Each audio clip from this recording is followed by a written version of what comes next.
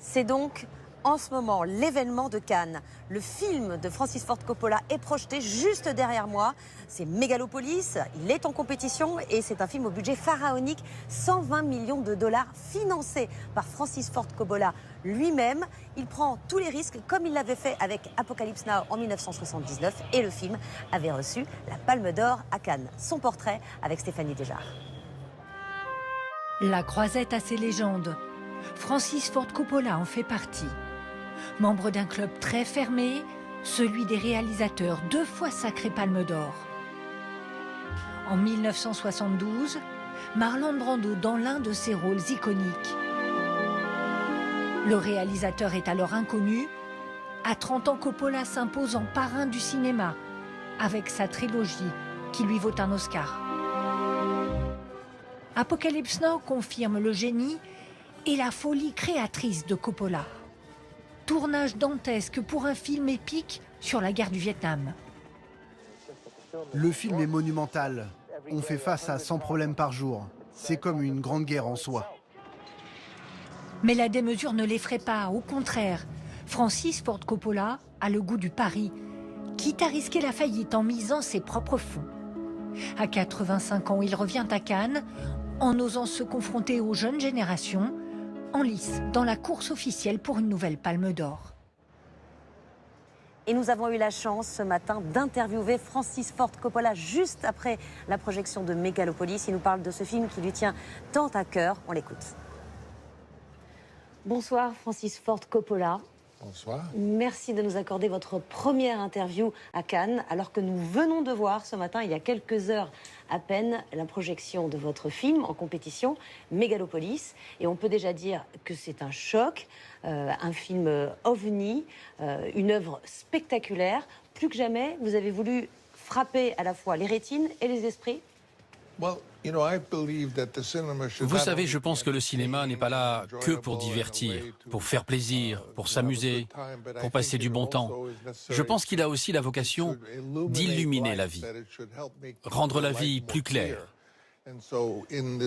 Et dans ce film, Megalopolis, mon rêve, ça a été de faire quelque chose qui serait non seulement agréable, mais qui montrerait un miroir de l'époque dans laquelle nous vivons et que nous traversons.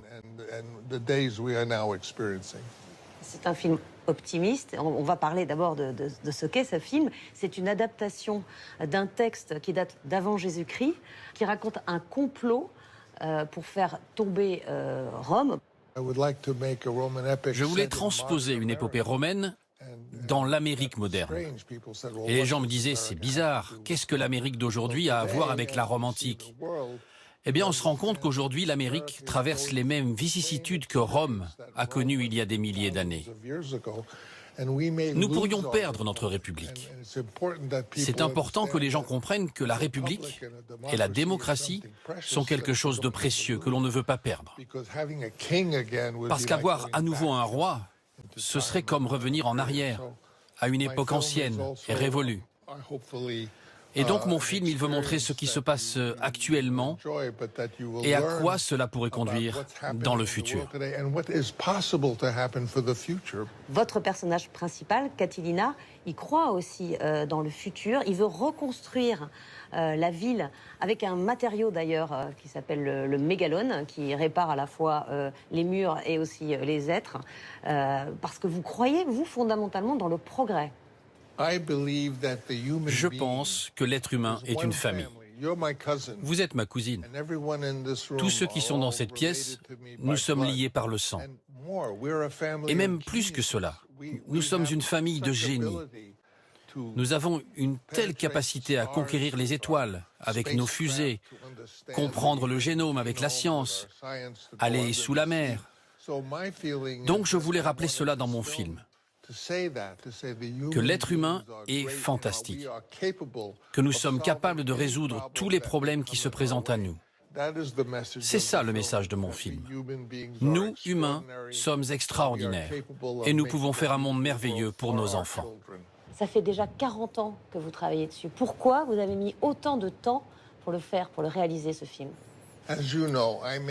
Comme vous le savez, j'ai réalisé plein de films dans des styles très différents. J'ai fait des films de gangsters, j'ai fait ce film sur le Vietnam, Apocalypse Now, j'ai un film aussi comme One from the Heart, des styles complètement différents. Et je me suis toujours dit, c'est quoi mon style à moi? J'ai pensé qu'un jour, quand je serai plus vieux, je le trouverai. Mais je ne le connaissais pas.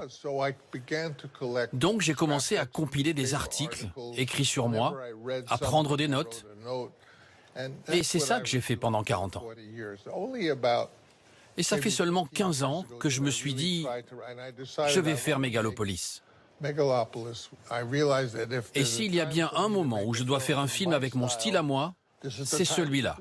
Alors j'ai fait du mieux que je sache faire. On a l'impression que vous avez surtout fait des films d'hommes. Là, il y a une femme qui a un rôle majeur aussi dans ce film. On a l'impression que c'est une évolution quand même dans ce que vous nous montrez. Dans